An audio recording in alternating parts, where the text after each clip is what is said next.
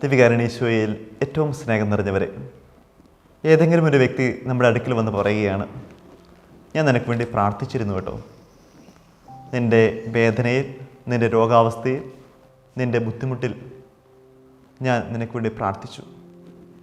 അങ്ങനെ ഒരു വ്യക്തി നമ്മളോട് പറയുമ്പോൾ നമുക്കുണ്ടാകുന്ന സന്തോഷം ഒത്തിരി വലുതായിരിക്കും. അതുപോലെ നമ്മൾ ഓരോരുത്തരും ഇതുപോലെ മറ്റുള്ളവർക്ക് വേണ്ടി പ്രാർത്ഥനകൾ സ്വർഗത്തിലേക്ക് ഉയർത്തിയവരായിരിക്കും.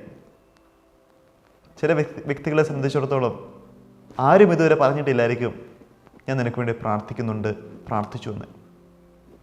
അങ്ങനെയുള്ളവർക്ക് വലിയ സങ്കടമായിരിക്കും. ആരെങ്കിലുമൊക്കെ നമുക്ക് വേണ്ടി പ്രാർത്ഥിക്കുന്നുണ്ട് എന്നറിഞ്ഞാൽ അതെപ്പോഴും നമ്മളെ സന്തോഷത്തിലേക്ക് നയിക്കും. ഇതുവരെ നിങ്ങൾക്ക് വേണ്ടി ആരും പ്രാർത്ഥിച്ചിട്ടില്ലെങ്കിൽ പോലും നിങ്ങൾ സങ്കടപ്പെടേണ്ട, നിരാശപ്പെടേണ്ട. കാരണം ഈശോ നിങ്ങൾക്ക് വേണ്ടി പ്രാർത്ഥിക്കുന്നുണ്ട്. സുവിശേഷത്തിലുടനീളം ഈശോ പ്രാർത്ഥിക്കുന്ന വളരെ മനോഹരമായ വചനഭാഗങ്ങൾ നമുക്ക് കണ്ടെത്താൻ സാധിക്കും. പിതാവായ ദൈവത്തിൻ്റെ സന്നിധി നമുക്ക് വേണ്ടി മാധ്യസ്ഥം അപേക്ഷിക്കാൻ, നമുക്ക് വേണ്ടി പ്രാർത്ഥിക്കാൻ ഈശോ എപ്പോഴും ഉണ്ട്. ഈശോ ശിഷ്യന്മാർക്ക് വേണ്ടി പ്രാർത്ഥിക്കുന്ന വളരെ സുന്ദരമായ വചനഭാഗമാണ് യോഹന്നാന്റെ സുവിശേഷം 17:1 മുതൽ. അവിടെ ഈശോ തൻ്റെ ശിഷ്യന്മാർക്ക് വേണ്ടി പ്രാർത്ഥിക്കുന്നു. എപ്പോഴാണ് പ്രാർത്ഥിക്കുന്നത്? കുറച്ച് ദിവസങ്ങൾക്കുള്ളിൽ താൻ മരിക്കുമെന്നും പീഡാസഹനങ്ങൾ കടന്നു പോകുമെന്നെല്ലാം ഈശോയ്ക്ക് അറിയാം. പീഡാസഹനത്തെയും മരണത്തെയും മുന്നിൽ കണ്ടുകൊണ്ട് തന്നെയാണ് ഈശോ പ്രാർത്ഥിക്കുന്നത്. ഏത് വ്യക്തിക്കാണ് മരണത്തെ മുന്നിൽ കണ്ടുകൊണ്ട് തൻ്റെ പ്രിയപ്പെട്ടവർക്ക് വേണ്ടി പ്രാർത്ഥിക്കാൻ സാധിക്കുന്നത്? അത് ഈശോയ്ക്ക് മാത്രമേ സാധിക്കുകയുള്ളൂ. മരണത്തെ മുന്നിൽ കാണുമ്പോഴും മറ്റുള്ളവർക്ക് വേണ്ടി പ്രാർത്ഥിക്കാൻ സാധിക്കുക എന്ന് പറയുന്നത് വലിയ ഒരു കൃപയാണ്. ഇവിടെ ഈശോ ശിഷ്യന്മാർക്ക് വേണ്ടി ആത്മാർത്ഥമായി പ്രാർത്ഥിക്കുന്നു. ഇവിടെ ഈശോയുടെ പ്രാർത്ഥന എന്ന് പറയുന്നത് 3 നമുക്ക് തിരിക്കാം. യോഹന്നാന്റെ സുവിശേഷം 17:1 മുതൽ. ഈശോ തനിക്ക് വേണ്ടി തന്നെ പ്രാർത്ഥിക്കുന്നു. 1 മുതൽ 5 വരെയുള്ള വാക്യങ്ങൾ. 6 മുതൽ 19 വരെയുള്ള വാക്യങ്ങൾ എന്ന് പറയുന്ന ഈശോ തൻ്റെ പ്രിയപ്പെട്ട ശിഷ്യന്മാർക്ക് വേണ്ടി പ്രാർത്ഥിക്കുന്നു. 20 മുതൽ 26 വരെയുള്ള തിരുവചന ഭാഗങ്ങൾ എന്ന് പറയുന്നത് തന്നിൽ വിശ്വസിക്കുന്നവർക്ക് വേണ്ടി പ്രാർത്ഥിക്കുന്നു.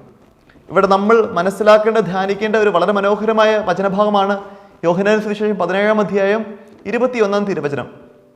ഈശോ ഇങ്ങനെ പറയുകയാണ്, അവരെല്ലാവരും ഒന്നായിരിക്കുന്നതിന് വേണ്ടി പിതാവേ, അങ്ങ് എന്നിലും ഞാൻ അങ്ങയിലും ആയിരിക്കുന്നത് പോലെ അവരും നമ്മിലായിരിക്കുന്നതിന് വേണ്ടി ഞാൻ അവർക്ക് വേണ്ടി പ്രാർത്ഥിക്കുന്നു. ഈശോ നമുക്ക് വേണ്ടി പ്രാർത്ഥിക്കുന്നു. എന്തിനു വേണ്ടി? ഈശോയും പിതാവും എങ്ങനെയാണോ ബന്ധപ്പെട്ട് നിൽക്കുന്നത്, അതേ ഐക്യത്തിലേക്ക് നമ്മളും കടന്നു വരാൻ വേണ്ടി ഈശോ ആഗ്രഹിക്കുകയും പിതാവിൻ്റെ സന്നിധി നമുക്ക് വേണ്ടി പ്രാർത്ഥിക്കുകയും ചെയ്യുന്നു. ഇവിടെ പിതാവായ ദൈവവും ഈശോയുമായിട്ടുള്ള ബന്ധവും ഐക്യവും മനസ്സിലാക്കാൻ സാധിക്കണമെങ്കിൽ ഈശോ സുവിശേഷത്തിൽ പ്രാർത്ഥിക്കുന്ന വചനഭാഗങ്ങൾ ഒന്ന് മനസ്സിലേക്ക് കൊണ്ടുവരികയും അതൊന്ന് ധ്യാന വിഷയമാക്കുകയും ചെയ്യുന്നത് വളരെ നല്ലതാണ്. അങ്ങനെ ഈശോ പ്രാർത്ഥിച്ച ചില വചനഭാഗങ്ങൾ, സന്ദർഭങ്ങൾ കാണുമ്പോൾ നമുക്കും അതുവഴി കൂടുതൽ പ്രാർത്ഥിക്കാൻ തോന്നും. അതുവഴി വലിയ ആത്മീയ ബോധങ്ങൾ ഈശോ നമ്മുടെ ജീവിതത്തിലേക്ക് നൽകുമെന്ന് തീർച്ചയാണ്. വിശുദ്ധ മർക്കോസിന്റെ സുവിശേഷം 1:35 തിരുവചനത്തിൽ നമ്മൾ പ്രകാരം വായിക്കുന്നുണ്ട്, അവൻ അതിരാവിലെ ഉണർന്ന് ഒരു വിജന സ്ഥലത്ത് പോയി പ്രാർത്ഥിച്ചുകൊണ്ടിരുന്നു. ഓരോ ദിവസം ആരംഭിക്കുമ്പോഴും ഇതുപോലെ ദൈവത്തിൻ്റെ സന്നിധിയിലേക്ക് പോകാൻ നമുക്ക് സാധിക്കുന്നുണ്ട്. ഈശോ ഒരു ദിവസം ആരംഭിക്കുമ്പോൾ പിതാവായ ദൈവത്തിൻ്റെ സന്നിധിയിലേക്ക് തൻ്റെ പ്രാർത്ഥനകൾ ഉയർത്താൻ വേണ്ടി പോവുകയാണ്. തൻ്റെ എല്ലാ ഹൃദയ രഹസ്യങ്ങളും ദൈവത്തിന് മുമ്പിൽ തുറന്നു പറയുകയാണ്. ഇതുപോലെ ഓരോ ദിവസവും പ്രഭാതത്തിൽ നമ്മളും ആദ്യം പോകേണ്ട സ്ഥലം എന്ന് പറയുന്നത് ദൈവത്തിൻ്റെ സന്നിധിയിലേക്കായിരിക്കണം. അവിടെ നമ്മുടെ പ്രാർത്ഥനകൾ ഉയർത്തണം.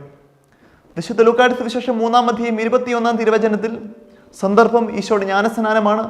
വചനം പറയുകയാണ്, അവനും പ്രാർത്ഥിച്ചുകൊണ്ടിരിക്കുമ്പോൾ സ്വർഗം തുറക്കപ്പെട്ടു, പരിശുദ്ധാത്മാവ് അവൻ്റെ മേൽ പ്രാവന്റെ രൂപത്തിൽ ഇറങ്ങി വന്നു, സ്വർഗത്തിനൊരു സ്വരമുണ്ടായി, ഇവൻ എൻ്റെ പ്രിയപുത്രൻ, ഇവരെ ഞാൻ പ്രസാദിച്ചിരിക്കുന്നു.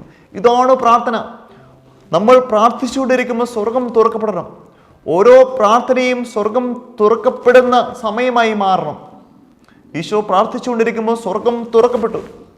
നമ്മുടെ പ്രാർത്ഥനകളിലും സ്വർഗം തുറക്കപ്പെടുന്നുണ്ട്.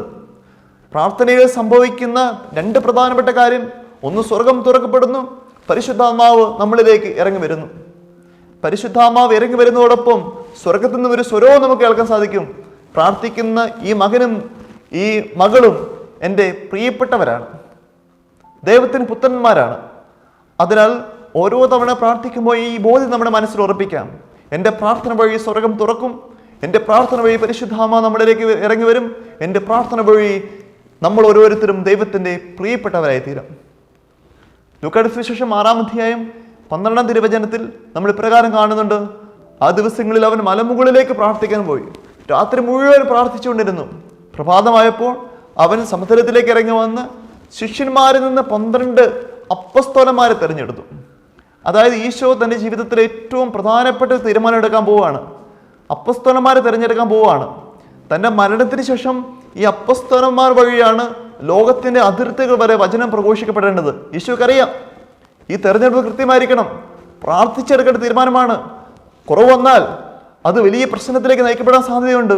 അതുകൊണ്ട് രാത്രി മുഴുവൻ അവൻ പ്രാർത്ഥിച്ചുകൊണ്ടിരുന്നു. എന്നിട്ടാണ് തീരുമാനമെടുത്തത്. തൻ്റെ ശിഷ്യന്മാരിൽ നിന്ന് 12 അപ്പസ്തോലന്മാരെ തിരഞ്ഞെടുക്കുകയാണ്. ഇവർ വഴിയാണ് ലോകത്തിൻ്റെ അതിർത്തികൾ വരെ അവൻ്റെ സുവിശേഷം പ്രഘോഷിക്കപ്പെട്ടത്. പ്രിയമുള്ളവരെ, നമ്മളും ഇതുപോലെ തന്നെ ഈശോ പ്രാർത്ഥിക്കാൻ സമയം കണ്ടെത്തിയതുപോലെ നമ്മളും പ്രാർത്ഥിക്കാൻ സമയം കണ്ടെത്തണം. നിങ്ങൾ കൃഷിക്കാരാണെങ്കിൽ ഒരു പുതിയ കൃഷി തുടങ്ങുന്നതിന് മുമ്പ് ഈ കൃഷി ഞാൻ ചെയ്യണോ എന്ന് ഒരു ആലോചന നടത്താൻ വേണ്ടി ദൈവത്തിൻ്റെ സന്നിധിയിലേക്ക് പോകണം. വിദേശത്തേക്ക് പോകുന്ന മുമ്പ് ഈ രാജ്യത്തേക്ക് പോകാൻ ദൈവം ആഗ്രഹിക്കുന്നുണ്ടോ എന്ന് അറിയാൻ വേണ്ടി പ്രാർത്ഥിക്കാൻ സമയം കണ്ടെത്തണം. ഏതെങ്കിലും വിദ്യാർത്ഥി ഏതെങ്കിലും വിഷയം എടുക്കുന്ന മുമ്പ് ഈ വിഷയം ദൈവം ആഗ്രഹിക്കുന്നുണ്ടോ, ഇതാണോ ഞാൻ എടുക്കേണ്ട വിഷയം എന്ന് അറിയാൻ വേണ്ടി പ്രാർത്ഥിക്കാൻ വേണ്ടി സമയം മാറ്റിവെക്കണം. ജീവിതത്തിൽ ഏതെല്ലാം പ്രധാനപ്പെട്ട തീരുമാനങ്ങൾ എടുക്കുന്ന മുമ്പും പ്രാർത്ഥിക്കാൻ വേണ്ടി ദൈവത്തിൻ്റെ സന്നിധിയിലേക്ക് നമ്മൾ പോകുന്നത് വളരെ നല്ലതാണ്. വിശുദ്ധ ലൂക്കായുടെ സുവിശേഷം 9-ാം അധ്യായം 18-ാം തിരുവചനത്തിൽ ഇപ്രകാരം കണ്ടെത്താൻ സാധിക്കും. അവൻ പ്രാർത്ഥിച്ചുകൊണ്ടിരിക്കുമ്പോൾ യേശു ചോദിക്കുകയാണ് ശിഷ്യന്മാരോട്, ഞാൻ ആരെന്നാണ് ജനങ്ങൾ പറയുന്നത്? ഞാൻ ആരെന്നാണ് നിങ്ങൾ പറയുന്നത്? അപ്പോൾ പത്രോസ് പറയുന്നുണ്ട്, നീ ജീവനുള്ള ദൈവത്തിൻ്റെ പുത്രനായ ക്രിസ്തുവാണ്. പ്രാർത്ഥിക്കുന്ന വ്യക്തിയെ നോക്കി എല്ലാവർക്കും ഇതേ ഉത്തരമേ പറയാൻ സാധിക്കുകയുള്ളൂ, ഇവൻ ദൈവത്തിൻ്റെ പ്രിയപ്പെട്ടവനും പ്രിയപ്പെട്ടവളുമാണ്. നമ്മുടെ ജീവിതത്തെ നോക്കി അല്ലെങ്കിൽ നമ്മുടെ മക്കൾക്ക് നമ്മളെ നോക്കി പറയാൻ സാധിച്ചിട്ടുണ്ടോ, എൻ്റെ അപ്പൻ എന്ന് പറയുന്നത്, എൻ്റെ അമ്മ എന്ന് പറയുന്നത് ദൈവത്തിൻ്റെ പ്രിയപ്പെട്ട വ്യക്തിയാണ്. പ്രാർത്ഥിക്കുന്ന വ്യക്തികളെ നോക്കി മാത്രമേ സമൂഹത്തിന് ഇങ്ങനെ പറയാൻ സാധിക്കുകയുള്ളൂ. ലൂക്കായുടെ സുവിശേഷം 9-ാം അധ്യായം 28-ാം തിരുവചനത്തിൽ നമ്മൾ ഇപ്രകാരം കാണുന്നുണ്ട്. പത്രോസ്, യാക്കോബ്, യോഹന്നാൻ എന്നിവരെ കൂട്ടിക്കൊണ്ട് യേശു ഒരു ഉയർന്ന മലയിലേക്ക് പോയി.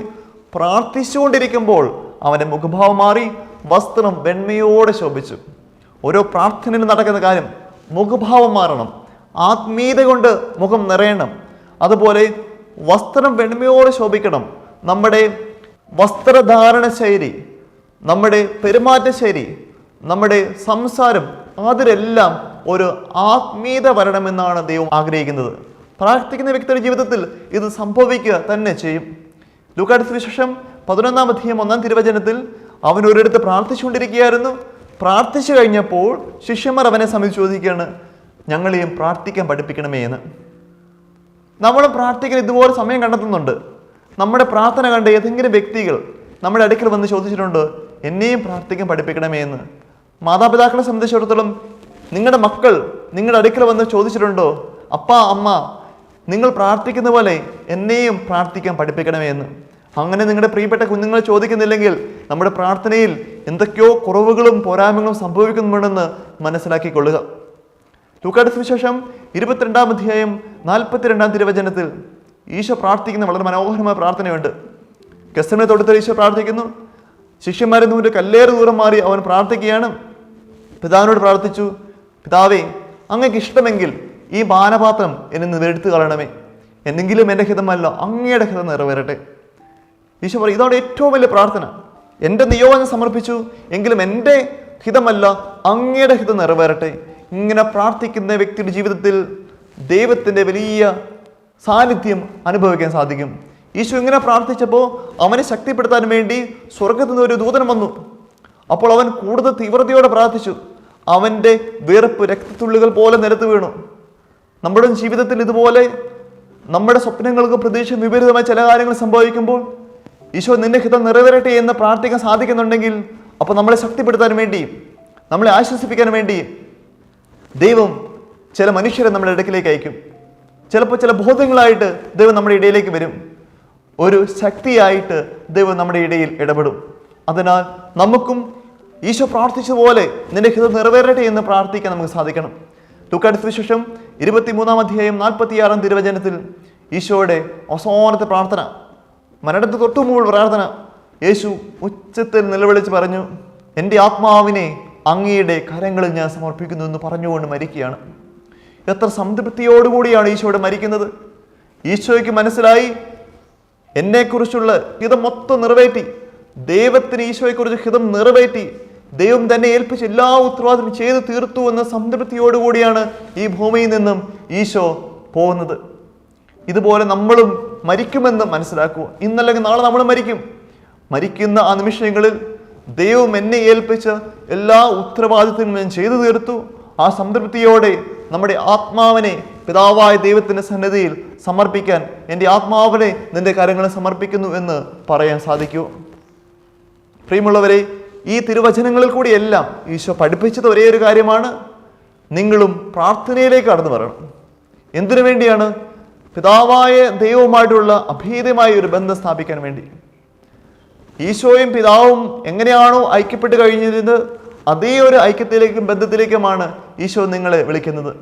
അതിനാൽ നമുക്കും ഈശോ പ്രാർത്ഥിച്ചതുപോലെ ജീവിതത്തിന് നല്ല സമയവും പ്രാർത്ഥിക്കാൻ വേണ്ടി സമയം മാറ്റിവെക്കാം. പിതാവായ ദൈവത്തോട് പ്രാർത്ഥന വഴി ഒരു ഗാഢബന്ധം പുലർത്താൻ ശ്രമിക്കാം. വിശുദ്ധ കുർബാനയുമായി ബന്ധപ്പെട്ട വീഡിയോകൾ നിങ്ങൾക്ക് ലഭിക്കാൻ ഈ ചാനൽ സബ്സ്ക്രൈബ് ചെയ്യുക.